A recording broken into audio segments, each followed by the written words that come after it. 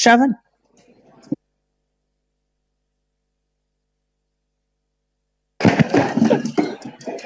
చూసిరా మేడం, అందరికి నమస్తే. మీరు అవకాశం ఇచ్చేసరికి పాపం ఎంతమంది వెయిట్ చేస్తున్నారు.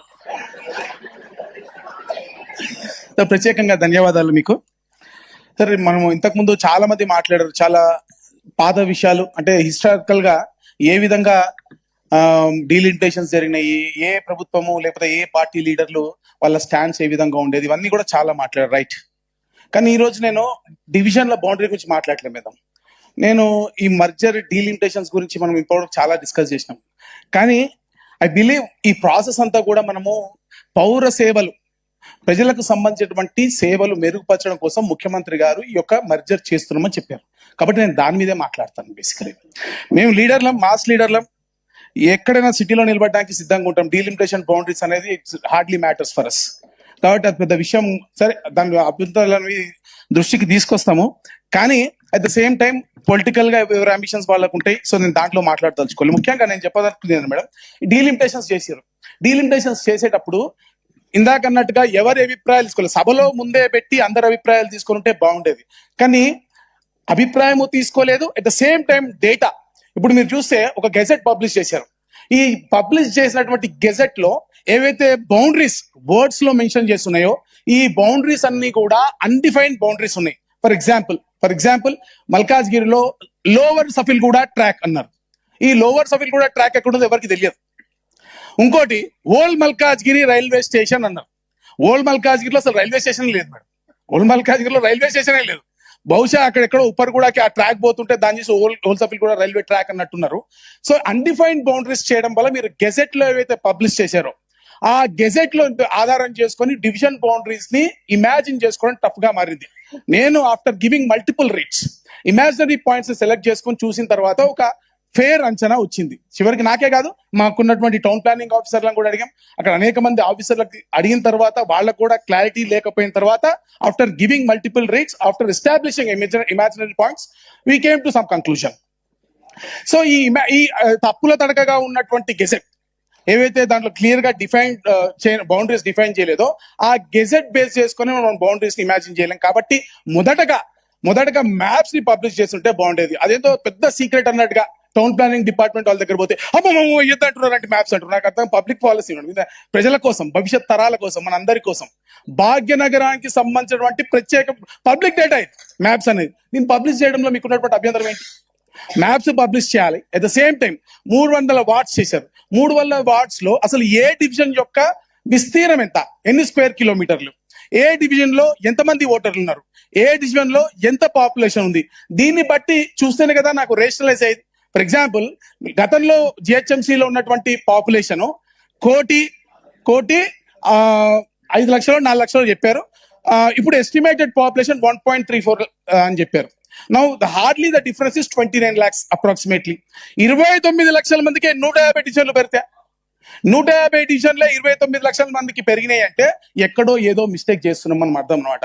మీరు చూస్తే మల్కాజ్గిరి అసెంబ్లీకి సంబంధించి మీరు మౌలాలి ప్రాంతం యాజ్ ఇట్ ఈస్ ఉంది, ఈస్ట్ ఆనంద్బాగ్ ప్రాంతం అలానే ఉంది. నా డివిజన్ ని మాత్రం నిట్టానిలోనే చీల్చేసారు మేడం. అఫ్కోర్స్ నేను అంతా పనిచేసినాం, వేరే విషయం, కానీ చీల్చేసారు బేసికలీ. ఆ చేసిన తర్వాత ఒక దగ్గర దాదాపు 20,000 ఓట్లు కూడా రాని పరిస్థితి ఉంది బేసికల్లీ. కానీ నేను ఏమంటున్నా అంటే నేచురల్ బౌండరీస్ కూడా మెన్షన్ చేయలేదు. ఇంతకు ముందు కూడా చేసినప్పుడు సేమ్ డివిజన్స్ ఎక్కడో గ్రేవ్ యార్డ్, రైల్వే ట్రాక్ కలపడం కన్నా నాలా బౌండరీస్ అని మీరే చెప్పారు. నేచురల్ బౌండరీస్ ఆ నాలా బౌండరీగా తీసుకోలే, లేదా సఫిల్గూడ ట్రాక్ కి సంబంధించి నేచురల్ రోడ్స్ ఏవైతే ఉన్నాయో వాటిని బౌండరీస్ గా తీసుకోలే. So what is the criteria for delimitation? ఇది పబ్లిష్ చేసి, ఆ డేటా పబ్లిష్ చేసి, ఆ తర్వాత అభ్యంతరాన్ని స్వీకరించుంటే న్యాచురల్ గా ప్రజలు, రెసిడెన్స్ వెల్ఫేర్ అసోసియేషన్స్ అందరూ ఆలోచించుకున్న తర్వాత దానిపైన అభ్యంతరాలు చెప్పుంటే బాగుండేది బేసికల్. కాబట్టి ఈ డేటా లేకపోవడం అనేది చాలా ఇబ్బందికరంగా మారినటువంటి పరిస్థితి. ముఖ్యంగా మేడం ఈ సిజిజి రిపోర్ట్ అన్నారు, మీరు సిజిజి బేస్ చేసుకొని వేర్ ఇస్ ద రిపోర్ట్? ఇప్పుడు ఈ రోజు మనం ఇంత పెద్ద చర్చ జరుగుతున్నాము, ఆ రిపోర్ట్ మరి హౌస్ లో ప్రతి ఒక్కరి దగ్గర పెట్టి, ఇదిగో మేము చేసిన స్టడీ ఇది, దీంట్లో ఆ ఫైండింగ్స్ ఇవి, ఇదిగో దీన్ని బేస్ చేసుకొని మనం చేసామని అసలు ఈ రోజు ఆ సభలో ప్రతి ఒక్కరికి ఆ డేటా అందించాల్సింది కదా. మనం అది కూడా అందించలేకపోయాం. కాబట్టి ఆ డేటాను కూడా కనీసము సభ ముగిసే లోపలైన అవకాశం ఉంటే ఇప్పిస్తే బాగుంటుంది. ఫర్దర్ గా కూడా మనం దాన్ని ఆలోచించుకోవడానికి అవకాశం ఉంటుంది. అట్ ద సేమ్ టైం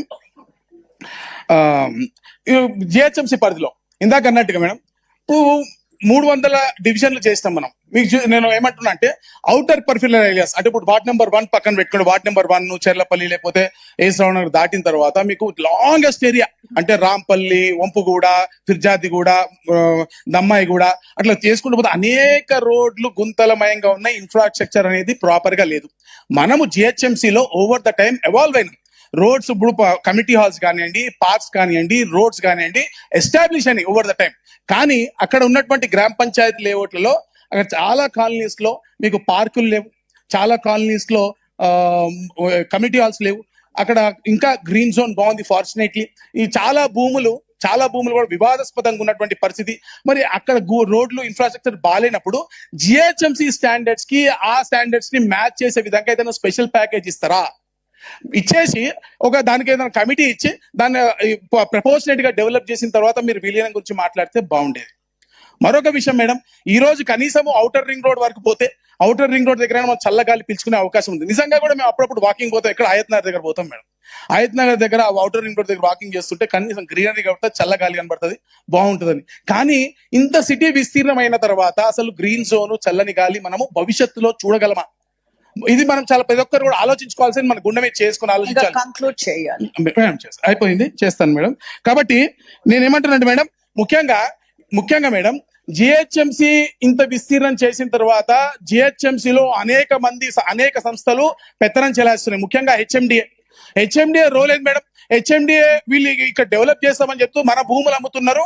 మన దగ్గర పార్కులు, ల్యాండ్, మన లేక్స్ ఉంటే ఆ లేక్స్ మీద ఇంత వాళ్ళకి స్థలాలు వేలం వేసి అక్కడ పిల్లలు ఆట వస్తువులు పెట్టుకొని వేలం వేస్తున్నారు. ఏ చెరువుని బాగు చేస్తలే.